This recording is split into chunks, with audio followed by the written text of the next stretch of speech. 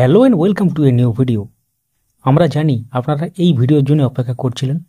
৩২,০০০ চাকরি বাতিল মামলার আজকে মহামান্য হাইকোর্টে ডিভিশন বেঞ্চে কি হলো, বিস্তারিতভাবে ব্যাপারটা জানতে চলেছেন। সংক্ষিপ্ত আকারে আমরা সোশ্যাল মিডিয়া পেজে আমরা জানিয়েছিলাম সকালেই, এবার বিস্তারিতভাবে ব্যাপারটা জানতে চলেছেন। তো সকলকে স্বাগত জানাই এই চ্যানেলে। যারা নতুন দেখছেন অবশ্যই চ্যানেলটিকে সাবস্ক্রাইব করে পাশের বেল আইকন প্রেস করে দেবেন। যারা ফেসবুক থেকে দেখছেন আমাদের এই পেজটিকে ফলো করতে ভুলবেন না। তো ৩২,০০০ মামলা কলকাতা হাইকোর্টে তীব্র শুনানি হয়েছে এবং এই মামলায় মামলাকারীদের আইনজীবী কল্যাণ বন্দ্যোপাধ্যায় জোরালো সওয়াল এবং আদালতের সর্বশেষ নির্দেশ নিয়ে বিস্তারিত আমরা এই ভিডিওর মাধ্যমে পুরো ব্যাপারটা শেয়ার করব। তাহলে চলুন শুরু করা যাক। প্রথমে বলে দিই, এই মামলাটি কলকাতা হাইকোর্টের বিচারপতি মাননীয় তপব্রত চক্রবর্তী এবং বিচারপতি মাননীয় ঋতব্রত কুমার মিত্রের ডিভিশন বেঞ্চে শুনানির জন্য উঠেছিল এবং এদিন মামলাকারীদের হয়ে সওয়াল করেন বিশিষ্ট আইনজীবী কল্যাণ বন্দ্যোপাধ্যায়। তিনি আদালতে বলেন, সুপ্রিম কোর্ট চাকরি বাতিলের মন্তব্য শোনার নির্দেশ দিয়েছে, আমাদের বক্তব্য রাখার সুযোগ দেওয়া হোক।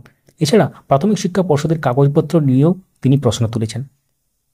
তো আদালত এই শুনানির পর জানিয়েছে, আগামী ৭ই মে থেকে এই মামলার শুনানি শুরু হবে। প্রথমে সওয়াল করবে প্রাথমিক শিক্ষা পর্ষদ।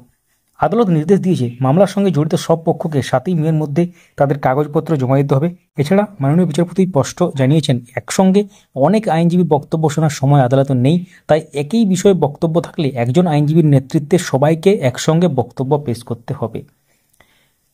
তো আমরা যদি একটু পিছনের দিকে যাই, তাহলে আপনারা জানেন যে টেট ২০১৪ উপর ভিত্তি করে বিভিন্ন দফায় নিয়োগ হয়েছে। প্রথম দফার নিয়োগ হচ্ছে ৪২,৯৪৯ বা ২০১৬ রিক্রুটমেন্ট প্রসেস যেটা, তার মধ্যেই যে ৩২,০০০ যে ব্যাপার সেটা কিন্তু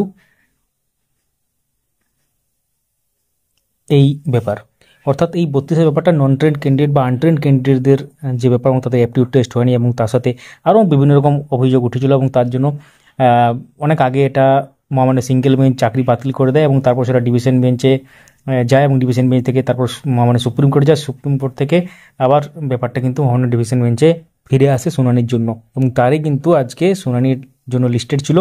তো আজকে যে ব্যাপারটা হয়েছে সেটা আপনারা জানতে পারলেন। তো অবশ্যই আপনারা কমেন্টে জানান মূল্যবান মতামত।